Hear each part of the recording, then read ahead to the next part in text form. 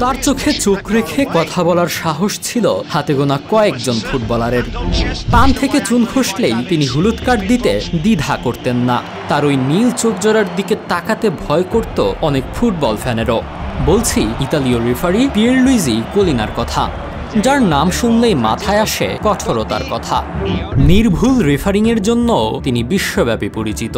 তাকে নিয়ে শোনা যায় লোভে পড়ে তিনি বিশ্বকাপ ফাইনালে বেশি সময় খেলা চালিয়েছিলেন।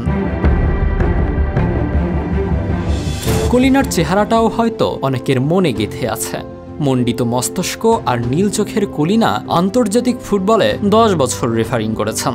অসাধারণ রেফারি হিসেবে বেশ সুনাম ছিল তার। 1998 থেকে 2003 সাল পর্যন্ত টানা 6 বছর international federation of football history and statistics কর্তৃক বিশ্বসেরা রেফারি হিসেবে স্বীকৃতিপ্রাপ্ত কোলিনা মাঠে তার কঠোর সিদ্ধান্তের জন্য সুপরিচিত ছিলেন। 1960 সালের 13 ফেব্রুয়ারি ইতালির বোলোনিয়া শহরে জন্মগ্রহণ করেন কোলিনা। কিশোর বয়সে তিনি সেন্টার ব্যাক পজিশনে খেলতেন, কিন্তু 1977 সালে রেফারি কোর্সে যোগদানের মাধ্যমে তার রেফারিং ক্যারিয়ারের সূচনা হয়। 3 বছরের মধ্যে তিনি আঞ্চলিক ম্যাচের সর্বোচ্চ পর্যায়ে দায়িত্ব পালন করেন এবং 1998 সালে রেফারিং শুরু করেন। 3 মৌসুম পর তিনি সিরি বি এবং সিরি এতে উন্নীত হন। এই সময়ের কাছাকাছি সময়ে কোলিনা অ্যালোপেসিয়া রোগে আক্রান্ত হন, যার ফলে তার মাথার সমস্ত চুল স্থায়ীভাবে ঝরে যায় এবং তিনি তার স্বতন্ত্র টাক চেহারার জন্য পরিচিতি লাভ করেন। কোলিনার ক্যারিয়ারের অন্যতম স্মরণীয় মুহূর্ত ছিল 1999 সালের উয়েফা চ্যাম্পিয়ন্স লিগের ফাইনাল, যেখানে ম্যানচেস্টার ইউনাইটেড বায়ার্ন মিউনিখকে 2-1 গোলে পরাজিত করে।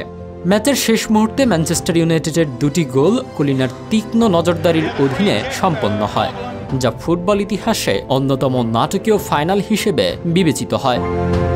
2002 সালের বিশ্বকাপ ফাইনালে ব্রাজিল ও জার্মানির মধ্যকার ম্যাচ পরিচালনা করেন কোলিনা, যেখানে ব্রাজিল 2-0 গোলে জয়লাভ করে।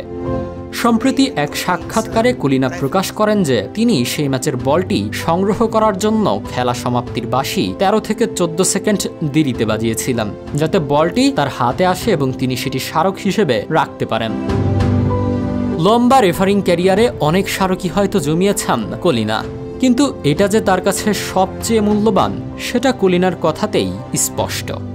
বলটি যেন তিনি সহজেই নিজের আয়ত্তে নিতে পারেন, এর জন্য অপেক্ষা করতে গিয়েই দেরিতে খেলা সমাপ্তির বাঁশি বাজাতে হয়েছিল কোলিনাকে। তিনি বলেন, আমার কাছে 2002 বিশ্বকাপ ফাইনালের বলটি আছে। সেদিন আমি হয়তো 13 বা 14 সেকেন্ড পর বাঁশি বাজিয়েছি, এর ফলে কোনো প্রভাব পড়েনি। আমি শুধু নিশ্চিত করতে চেয়েছি বলটি যেন আমার হাতে আসে আর আমি সেটা বাড়িতে নিয়ে যেতে পারি। 2005 সালে স্পন্সরশিপ সম্পর্কিত বিতর্কের কারণে কোলিনা রেফারিং থেকে অবসর নেন, তবে তার প্রভাব ফুটবল বিশ্বে অব্যাহত রয়েছে। তিনি ফিফার রেফারি কমিটির চেয়ারম্যান সহ বিভিন্ন গুরুত্বপূর্ণ পদে দায়িত্ব পালন করছেন। তার কঠোরতা, নির্ভুলতা এবং দৃঢ় ব্যক্তিত্বের জন্য সর্বদা ফুটবল ইতিহাসে স্মরণীয় হয়ে থাকবেন।